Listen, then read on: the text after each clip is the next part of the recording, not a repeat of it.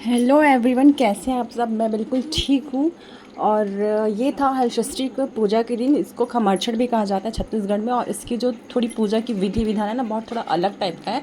तो जो मैं ये सब्जियाँ बना रही हूँ ना, वो आप कढ़ाई में तो बना सकते हो, लेकिन इसमें करछुल वर्छुल कुछ भी यूज़ नहीं करना है। तो मैं देखिएगा, आप लकड़ी से इसको चला रही हूँ और इसमें कुछ भी नहीं डलेगा, सिर्फ नमक, वो भी सेंधा नमक और घी से बनेगी इस भाजी। मतलब अपने को किचन का कुछ भी इसमें यूज़ नहीं करना है, मसाला वसाला या कुछ भी। मिर्ची भी सूखी मिर्ची जो पौधे पे लगती है, मतलब कुछ भी खेत वेत वाला इसमें इस पूजा में यूज़ नहीं होता है।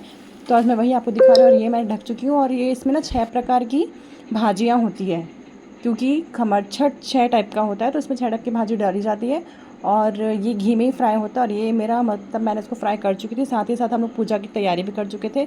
और वैसे तो इसको ना गड्ढे पे ऐसे मतलब गड्ढा करके उसमें पानी भर के फिर उसमें जो रहता है पूजा का मिलता है कुछ कुछ पत्ते वाला, वो सब लगाया जाता है। लेकिन हम लोग घर पे ही करते हैं। मेरा बेटा छोटा, हम लोग बाहर नहीं जाते हैं, तो हम घर पे ऐसे 2 टब में पानी वानी भर के जैसा वो रहता है वैसा हम लोग कर लेते हैं। मतलब जैसा भी है हम लोग घर पे ही कर लेते हैं, बाहर हम नहीं जाते हैं। और उसके लिए लाई वाई सब आप लोग दिख रहा होगा। उसमें क्या होता है, एक बच्चे के पीछे 6 दोने में हम लोग भरते हैं लाई। और ये पूजा बच्चों के लिए होता है। तो यहाँ पे मैं आलता लगाने के लिए आ चुकी थी, मैं रेडी हो चुकी थी और मैं आलता लगाने के लिए आ चुकी थी किचन में।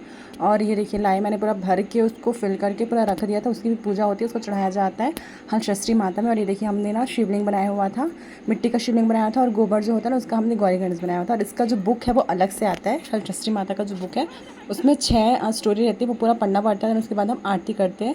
एक तो हलषष्ठी माता की आरती और एक शिव उसकी आरती। इसमें ना मेन पूजा में ना शिव भगवान की फैमिली का ही पूजा किया जाता है। शिवलिंग और मतलब पार्वती और गणेश जी, ये सब का ही पूजा होता है। और हलषष्ठी माता का ये देखिए, हम लोग इसको मैं स्पीड में बढ़ा दी। हम लोग ये सारा पूजा वूजा कर रहे थे, सब चढ़ा बढ़ा के। और साथ ही साथ मेरा बेटा भी कर रहा था। और इसमें पूरी दही वही जो होती है ना, इसमें हम गाय का कुछ भी यूज़ नहीं करते, इसमें पूरा भैंस का ही यूज़ होता है। तो अब देखिए,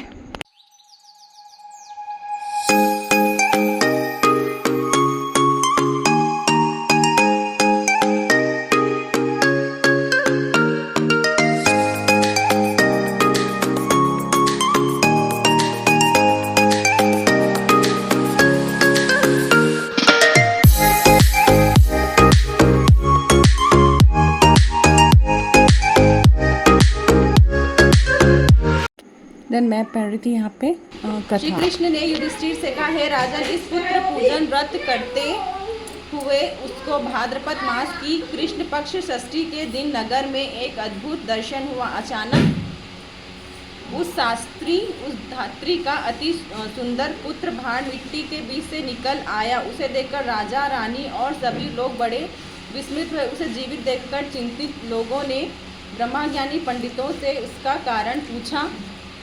राजा को यह रहस्य बताने के लिए शिवजी की आज्ञा से शिव स्वरूप दुर्वासा ऋषि वहां आ गए।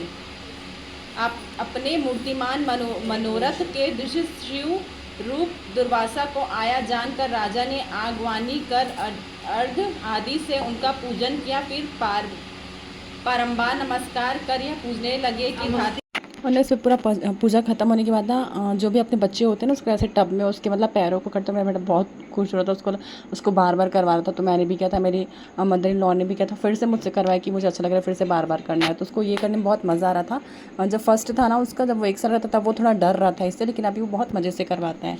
और उसके बाद जो मैं कथा पढ़ रही थी ना, तो वो मेरे पीछे पीछे वो पूरा पढ़ रहा था। जन्मेंगे। इस व्रत का संपूर्ण